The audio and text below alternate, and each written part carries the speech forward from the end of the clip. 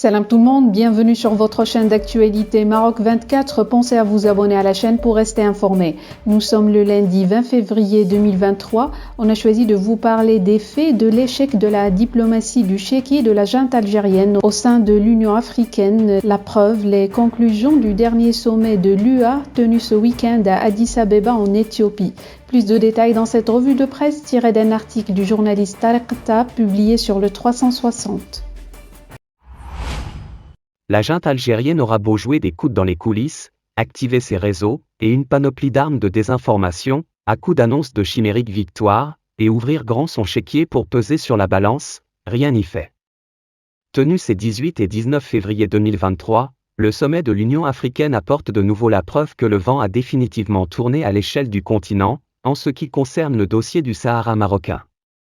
De la 36e session ordinaire de la conférence des chefs d'État et de gouvernement de l'UA, une rencontre majeure de l'organe suprême de l'institution panafricaine, on retiendra que le dossier du Sud marocain n'en est plus un. Et pour cause, aucune référence, citation ou débat sur cette question n'a été, ne serait-ce qu'évoqué. Absence totale dans les documents de l'UA de la moindre référence au Sahara atlantique dans tous ses aspects, y compris la question des droits de l'homme que le régime répressif d'Alger a vainement essayé de glisser. Il a été question d'une conférence sur la Libye, de la création d'une zone de libre-échange continentale africaine et du maintien de la suspension du Burkina Faso, du Mali, de la Guinée et du Soudan. Mais la question du Sahara marocain, dans tous ses aspects, n'a fait l'objet d'aucune citation ou référence ni dans le rapport annuel du Conseil de paix et de sécurité de l'UA, ni dans les documents de travail et projets de décision examinés par le sommet. La preuve que désormais, le dossier est du ressort exclusif des Nations Unies, et une confirmation de plus de la validité de la décision 693, adoptée à l'unanimité lors du sommet de Nouakchott en 2018 déjà, qui stipule l'exclusif de l'ONU sur la question, le rôle de l'Union africaine consistant uniquement à apporter un soutien efficace aux efforts conduits par les Nations Unies. La neutralité actée de l'Union africaine s'agissant de la question du Sahara marocain, est d'autant plus fâcheuse pour la junte au pouvoir en Algérie, que celle-ci ne cesse de faire pression pour influer sur des pays africains de plus en plus nombreux à s'aligner sur la position marocaine, et la légitimité de sa souveraineté sur la partie sud de son territoire.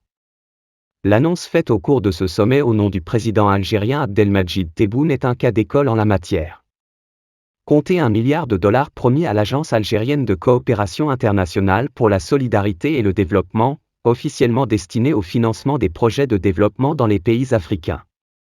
C'est en tout cas l'essentiel du discours prononcé à cette occasion, au nom du président algérien, par le Premier ministre Aymen Ben Abderrahmane.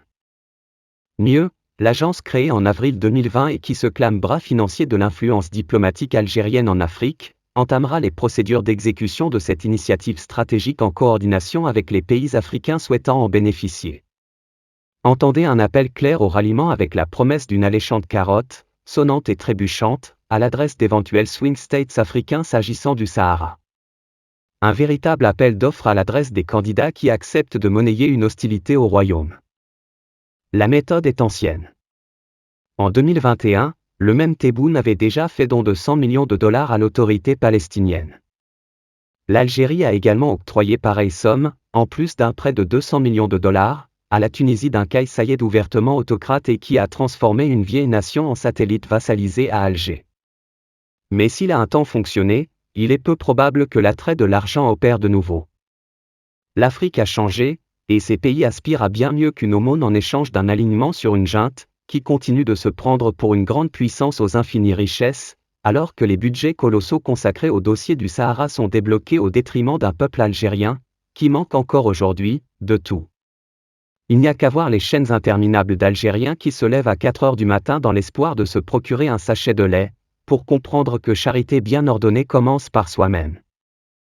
Malgré une répression aussi brutale que massive des voix dissonantes qui osent notamment dénoncer ce paradoxe algérien, cette annonce n'a pas manqué d'horripiler les rares médias algériens qui s'expriment depuis l'étranger. Un quotidien comme le Matin d'Algérie ne s'y trompe pas, quand il s'interroge sur la crédibilité même d'une telle fable. Ainsi donc, l'Algérie est assez riche et développée pour sortir une somme aussi importante pour des pays africains. Qui peut croire à une telle fable ? À l'heure où des millions d'Algériens tirent le diable par la queue, Tebboune s'amuse à utiliser la diplomatie du chèque pour gagner les grâces de pays pauvres, peut-on y lire.